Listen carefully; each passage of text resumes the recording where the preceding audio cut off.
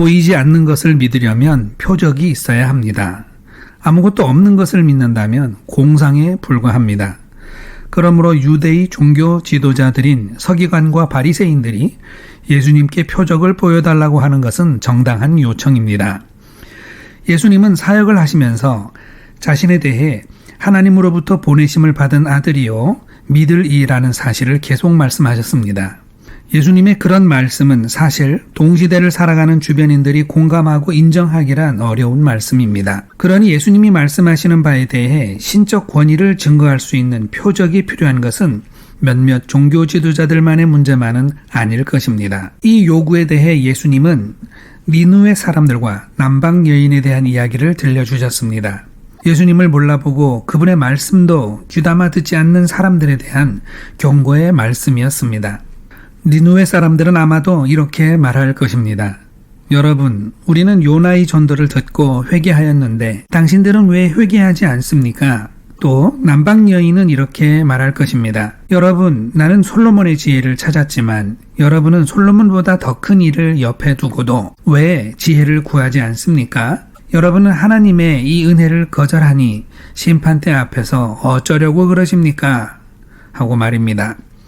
그리고 예수님은 쫓겨난 귀신이 더 큰 귀신의 무리를 끌고 다시 깨끗게 된 사람에게 되돌아와서 이전보다 더욱 심한 지경에 빠지게 된다는 말씀도 하셨습니다. 예수님께서 니느웨 사람들과 남방 여왕과 귀신으로부터 깨끗게 된 사람의 말씀을 하시는 이유는 무엇일까요? 예수님께서 표적을 구하는 서기관과 바리새인들에게 표적을 보여주시지 않고 왜 이런 말씀을 하시는 걸까요? 예수님은 이미 표적을 충분히 보여주셨기 때문입니다. 예수님이 병자를 고치고 귀신을 쫓아내고 지혜로 말씀을 가르치시고 하나님의 아들로서 신적 권위를 선포하였어도 당대의 사람들은 예수님을 믿지 않았습니다. 그래서 예수님은 요나의 표적 말고는 보여줄 게 없다고 하신 것입니다. 요나는 구약시대의 선지자입니다. 니느웨로 심판을 선포하러 가기 전에 물고기 뱃속에서 3일을 지냈습니다.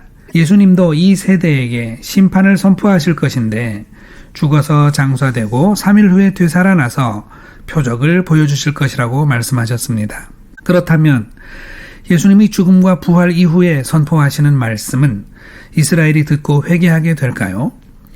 성경을 보면 유대의 종교 지도자들은 끝까지 예수님을 인정하지 않았고 성경 받고 그분을 따르는 제자가 된 공동체를 이스라엘의 전통으로부터 파문하기도 하였습니다. 표적을 구하기 전에 표적은 이미 충분했고 이후에 보여질 표적도 인정하지 않는다면 표적은 대체 뭐하러 구하는 것인지 이해할 수가 없습니다.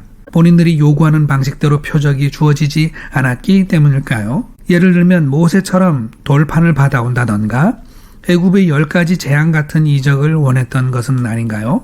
믿고자 하는 마음이 없으면 어떤 표적도 소용이 없습니다.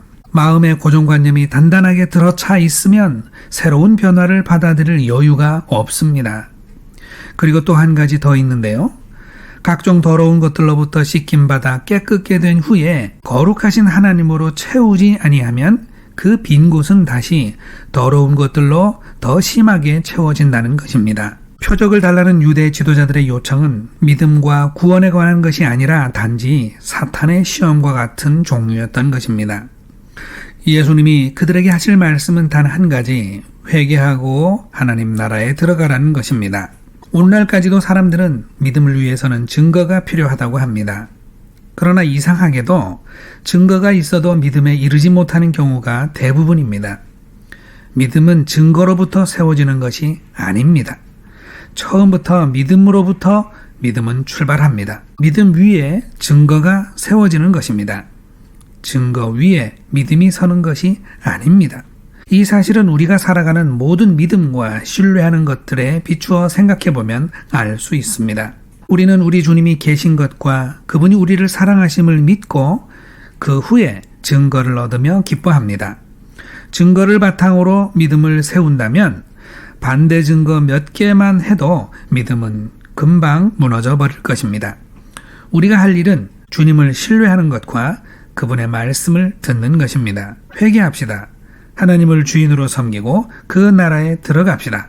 믿음을 위하여 표적을 구하는 것이 허망한 일인 줄 알고 먼저 믿음으로 하나님 나라를 증거로 받읍시다.